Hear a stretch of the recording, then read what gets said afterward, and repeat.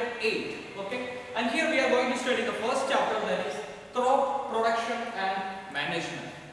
So let us make some thinkings about what is this crop production and management. Actually, what is crop or what is the crop production? You all are familiar with the agriculture, right? Some of your parents are also doing agriculture in different fields, or in different crops they are using to cultivate. So first we are going to study what is agriculture. Okay, first we are going to study what is agriculture. You know that we all need food. Why we want food? Actually, why we need food, all of us? The need of food is to get energy. Am I right? So if you need energy, you should have to take some food. Are you getting my point? So here, from where we are getting this energy, or from where we are getting this food? Who is the producer? The producer is plants. Am I right? So the plants producers, they are making their own food and they are giving to us. Okay? By taking that food or by taking that producers, we are getting the energy directly. So how they are making their food? The process which plants are making their food, that is photosynthesis. Okay, you all may studied about photosynthesis in your smaller classes. Okay, so what is photosynthesis? Actually, what is the meaning of photo? P-H-O-T-O, photo. What is the meaning of photo? The meaning of photo is not taking pictures. The meaning of photo is sunlight. Okay, the meaning of photo is sunlight. Then what is photosynthesis? Using sunlight, we are synthesizing the food. Okay, using the sunlight, synthesizing the food, that is called photosynthesis. Synthesizing means what? Producing. Okay, so photosynthesis means using sunlight, producing what? Food. Who is producing food? The producers, or the plants, they are producing the food. Then now the question is, how this food is getting to our body? You know that using sunlight and in the presence of water, the presence of carbon dioxide as well as chlorophyll. Okay, they are making the food, that is photosynthesis. And by the photosynthesis, actually they are making their food and they are serving, or they are just storing that food as glucose and carbohydrates. And where they are storing their food? They are storing their food in the leaves, then seeds, roots, fruits. Okay, in different ways they are storing their food. And the better thing is, we should have to get the food, enough vitamins, enough carbohydrates, and each and everything we should have to get from the plants. So they are very important in our nature. The crops and the plants, they are very important in our nature. So we are now going to study how we can produce crops. Okay, and what is a crop? For example, if you are just cultivating apple in your field, okay, and there are 3 or 4 apple trees are there in your home, and can you call it as a crop? No. If you want to call a particular plant or a particular seed as crop, then you should have to cultivate that plant in a whole area. Okay, only one type of plant you should have to cultivate in a large area. Okay, that is called a crop. So what is crop? If you are cultivating apple trees in 1 acre of land, that means around 50 or 100 or 150, whatever may be the number, if you are cultivating that apple trees, that is called crops. So next one is production and management, then distribution. So what we are going to study in this chapter, we are going to study about production, how we will produce the crops, management, how you will manage the crops. Manage means what? We should have to check that crops whether it is growing or not, or some animals or insects are attacking them or not, or are they getting sufficient water. So these type of things you should have to check. And distribution, you should have to take the harvest. Okay, you know what do you mean by harvesting? Just cutting the crops or cutting the fruits and storing. So the storage as well as distribution, you should have to sell that, right? If it is a crop, it is a large scale. Okay, so you should have to sell that in markets, so that is called distribution. And here, you know, agriculture started before 10,000 BC. You know that before 10,000 BC, the people were nomadic, right? Nomads means what? Simply wandering here and there. Okay. And after that, actually they started to cultivate crops. Once they started to cultivate the crops, then what happened? They started to settle down. Okay, they settled down in one place and they started to cultivate different crops, and thus the agriculture developed. Like that, we are by studying this type of about the crop production and management and all, you also should have to what?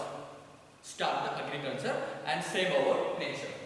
So here, crops and seasons. We already studied about different type of crops.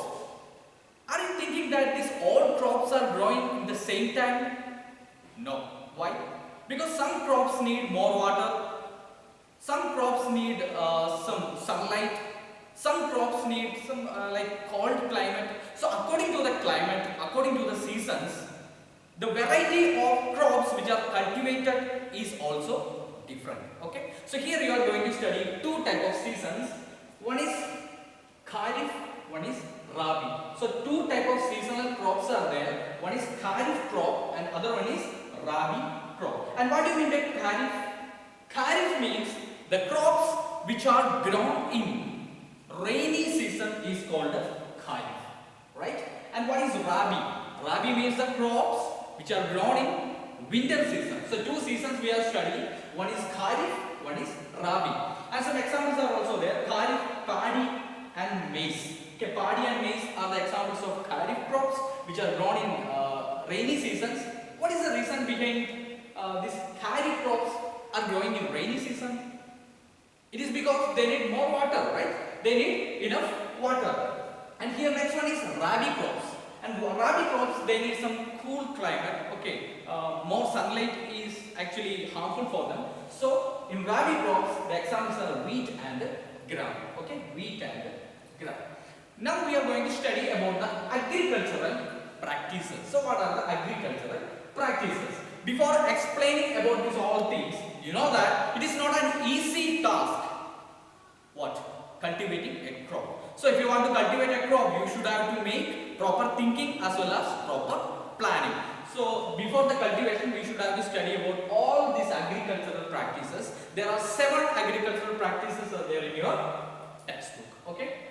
So the first one is preparation of soil.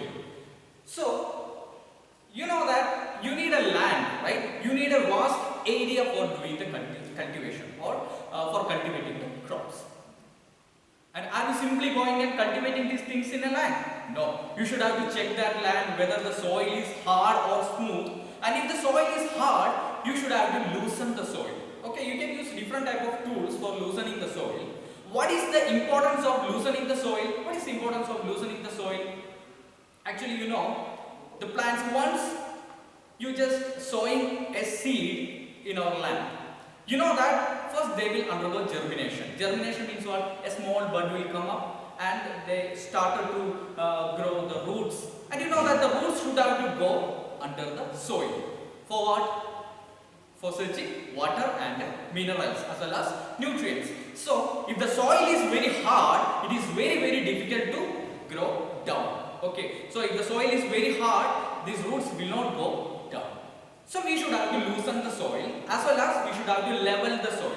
So for loosening the soil, we are using two type of tools. One is plough and one is hoe. Okay, plough, P-L-O-U-G-H, plough, and one is hoe, H-O-E, hoe. And nowadays we are using cultivators also. What do you mean by cultivators? Cultivators means tractors. Big tractors also you can use for turning and loosening this soil. So once you turn or you loosen the soil, you should have to level it. And the next step is sowing. What do you mean by sowing? Sowing means in movies and all you all may see that you are just taking the seeds and you are putting in your field. Okay. Once the soil is prepared, you should have to put the seed in the soil. So that is called the sowing. So before sowing, the first thing you should have to remember is you should have to take a healthy seed. Am I right? If you are taking a healthy seed, then only you will get what? A healthy crop. Are you getting my point? So here, for sowing, you should have to take a healthy seed, and there are different type of methods are there. for sowing the seed. One is funnel. Okay, funnel is actually a traditional method, and nowadays we are using seed drill. What is funnel? Funnel means you know that it's just like a funnel shape, right? And if you are putting seeds here, the seeds will come down through this pipe and they will come to the soil. Okay? And the edge of this pipe is sharp so that you can just dig into the soil, and the seeds will come down through this pipe and they will go to the soil. Okay, this is one method. Another one is seed drill. Seed drill is actually it is done by a tractor. Okay, a tractor. So in a tractor there is a drill will be there, as well as a box of seeds also will be there. So through the seeds, through the drills, the seeds will go down. Clear? Next one is adding manure and fertilizers. So what is manure and fertilizer?